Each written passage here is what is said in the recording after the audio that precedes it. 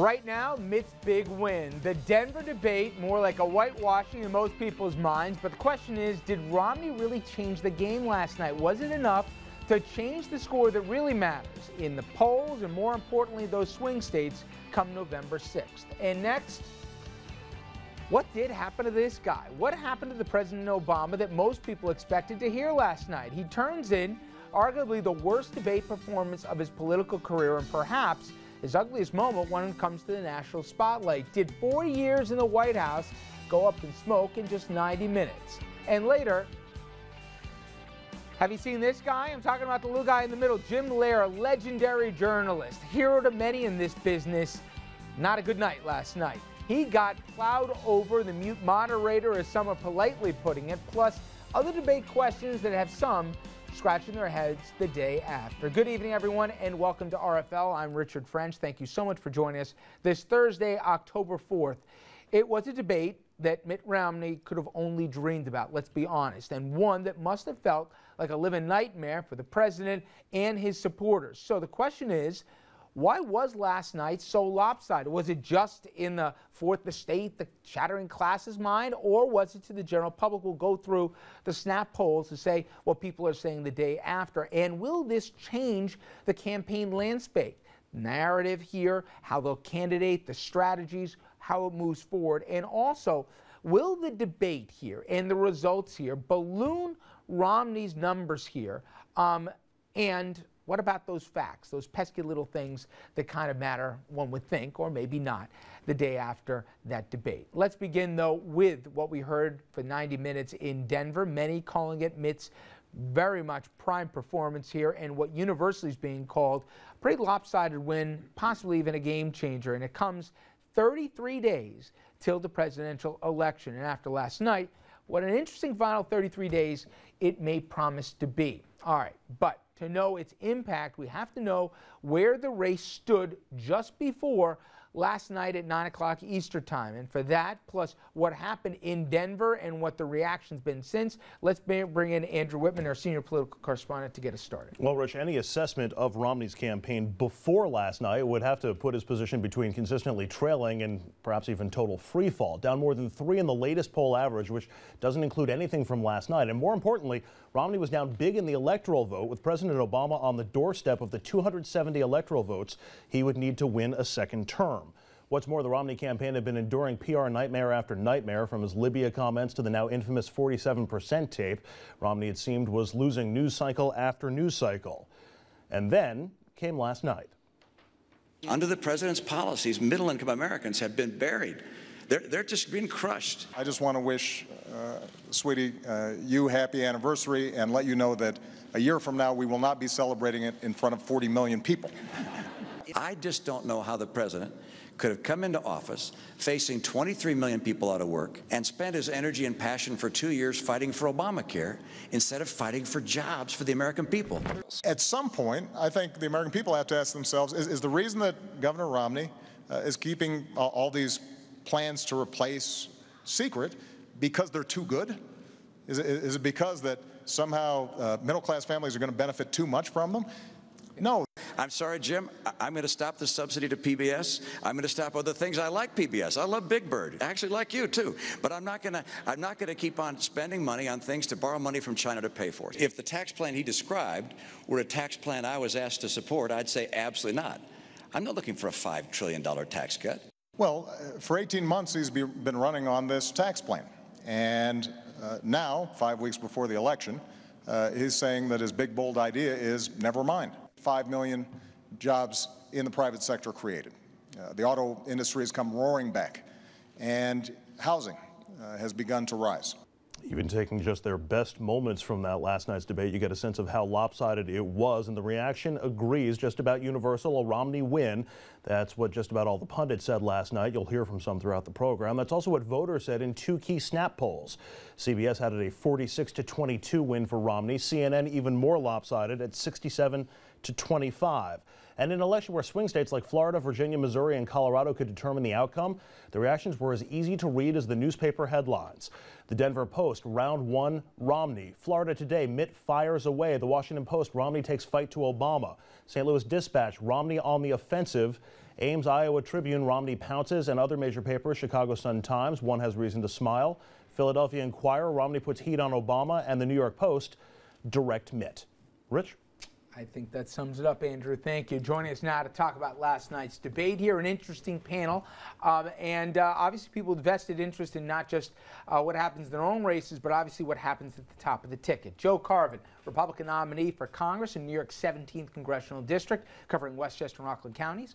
RFL regular contributor here, Jessica Proud, Vice President at NLO Strategies and consulted to Joe Carvin in his campaign. John Arvanites, Democratic nominee for Congress in New Jersey's 11th Congressional District, covering portions of Essex, Morris, and Passaic counties.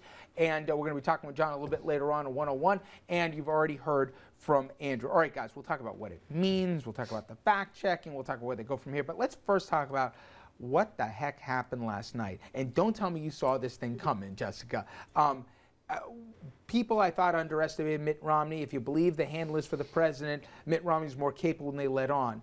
Do you think it was a matter of Romney exceeding expectations or the president so underperforming from what everyone thought they were going to see?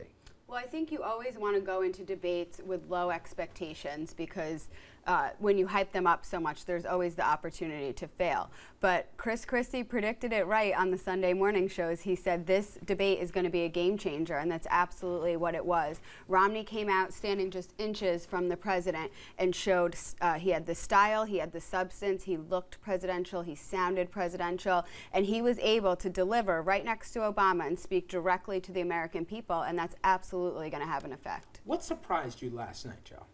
Well, I think the first thing is that, you know, up until now, Romney's been painted as a caricature by the Obama campaign. And the real CEO showed up. My view is he's been paying too much attention to his consultants, and ultimately he had to show up as a CEO and tell America, these are the problems we're facing, these are my solutions, and this is how I'm going to take them forward. So it didn't surprise me, but what surprised me is that he hadn't showed up earlier. You know, I think we've all been waiting really for the real Mitt Romney to show up, and it's taken us about 6 to 8 weeks longer than what we had anticipated. And I think one person was surprised a little bit was the president last night, Andrew. He was on his heels the whole debate. I heard everybody using fight analogy, so I won't beat it to death today. But more than seeming at times disinterested, they didn't want to have to be there to share the stage with the guy, to have to defend his record to Mitt Romney. You can see there isn't a lot of love on that stage from the president to his challenger. But the optics of it and the tone of it, you could see like he just wanted to get to the 15th round to get the thing over with. I kept waiting. People were saying rope-a-dope. Well, if people understand rope-a-dope, Ali came off the ropes at some point. He didn't, I didn't think. Yeah, I thought it was a very hesitant, very equivocating President Obama. I thought he left a lot of real potential ammunition on the table. 47% never came up, and some of the benefits that he's brought through some of his policies never came up. It really seemed like President Obama was playing something of a prevent defense, if I can switch sports analogies. Thank you. And you know, how many times have we seen it watching football? You play a prevent defense, and the other team can run up the score pretty easily. Yeah. For me, John, I don't know. You don't know, and I've heard conflicting accounts as to what happened. That historically, this is not without precedent. We've seen before incumbent presidents in the first debate always come out a little flat here, and we'll get into some of the reasons maybe later on. But it seemed that there was advice to say, listen, don't go on the 47%. Let it just lay there. The more you engage the guy, the more you'll elevate him. But at a certain point, he seemed like he was shelling up. Now, you had a viewing party, and you watched it with some other folks. I know there were people that were going to say, no matter what, I'm in the president's corner. But at a certain point, did you say, come on already? You know, put your hands up. You know, don't keep taking this. He's giving you so many opportunities. You can, I mean, you didn't have to try to poke a hole in him, but he didn't go there. Were you surprised by his performance, the president's? Was that one of his finest moments? Maybe not.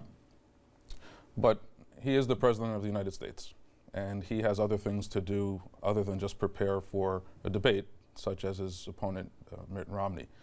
You know, what I found and what I saw was on Governor Romney's side that he was aggressive.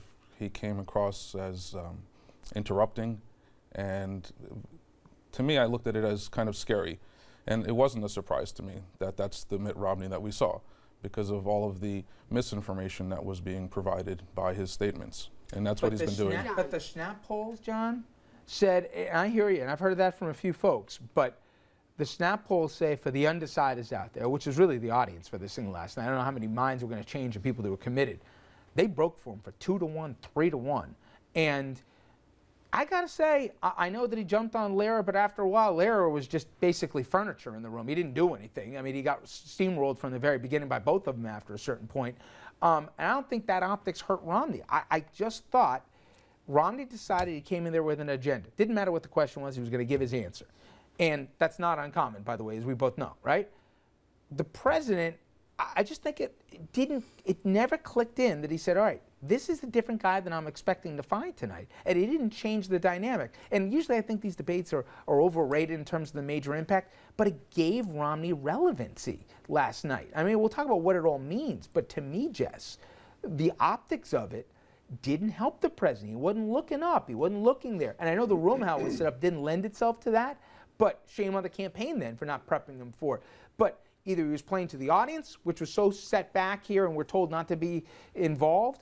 He never really engaged, and I thought that was part of the problem. Because he doesn't like being challenged on his record, and with all due respect, John, I have to disagree with you. He has been the campaigner-in-chief for the past 4 years. He went to a campaign event in Las Vegas when a U.S. ambassador was killed. So to say that he didn't adequately prepare for this debate is just preposterous. But you know, we're all talking, everything that we've talked about so far is the style of the debate and body language, and that's important, but there isn't a lot of talk so far about the substance of last night's debate, and we were on the air last night. I thought it was a wash when it came to the substance. Well, let's get into that and the facts. I got to take my first break here, and I also want to say, the day after, we're going to assess what this thing, what it means last night. I really don't think it can be overstated how the narrative has changed, but maybe, as Andrew will say, the numbers really have it. Now, we'll talk more about that after the break. Stay with us. Debate analysis continues right after this. Excuse me.